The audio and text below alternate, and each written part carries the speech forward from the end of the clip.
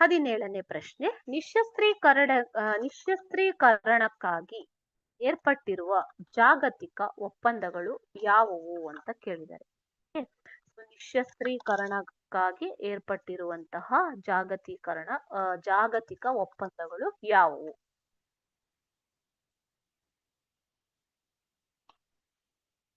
ನಿಶ್ಯಸ್ತ್ರೀಕರಣಕ್ಕಾಗಿ ಏರ್ಪಟ್ಟಿರುವ ಜಾಗತಿಕ ಒಪ್ಪಂದಗಳು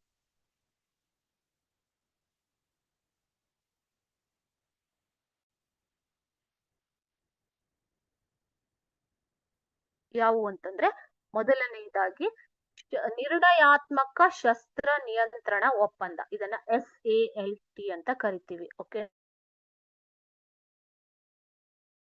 ನಿರ್ಣಯಾತ್ಮಕ ಶಸ್ತ್ರ ನಿಯಂತ್ರಣ ಒಪ್ಪಂದ, strategic arms limitation treaty, SALT, strategic arms limitation treaty, ಅದು SALT. ಓಕೆನಾ ಮಕ್ಕಳೇ, ಇದು ನಿರ್ಣಯಾತ್ಮಕ ಶಸ್ತ್ರ ನಿಯಂತ್ರಣ ಒಪ್ಪಂದ. ಎರಡನೇದಾಗಿ ಪರಮಾಣು ಪ್ರಸರಣ ನಿಷೇಧ ಒಪ್ಪಂದ ನಡೆದಿರುವಂತದ್ದು, ನ್ಯೂಕ್ಲಿಯರ್ ನಾನ್ ಪ್ರೊಲಿಫರೇಷನ್ ಟ್ರೀಟಿ. ನ್ಯೂಕ್ಲಿಯರ್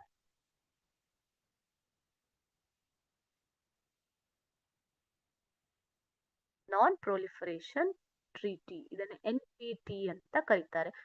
ಇದು ಪರಮಾಣು ಪ್ರಸರಣ ನಿಷೇಧ ಒಪ್ಪಂದ.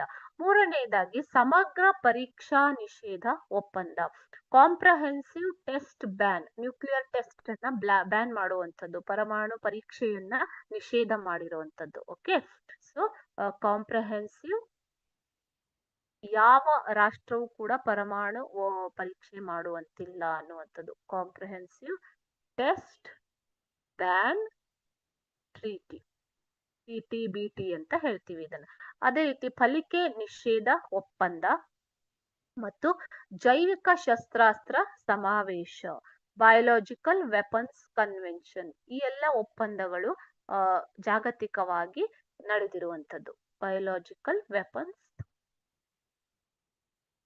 ಕನ್ವೆನ್ಷನ್. Okay, BWC. ಇವು ನಿಶ್ಯಸ್ತ್ರೀಕರಣಕ್ಕಾಗಿ ಜಾಗತಿಕವಾಗಿ ನಡೆದಂತಹ ಒಪ್ಪಂದಗಳು.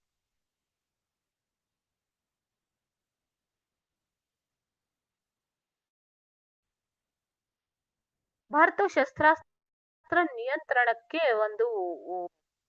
ನಿಯಂತ್ರಣಕ್ಕೆ ಭಾರತವು ಬೆಂಬಲವನ್ನ ಸೂಚಿಸುತ್ತೆ.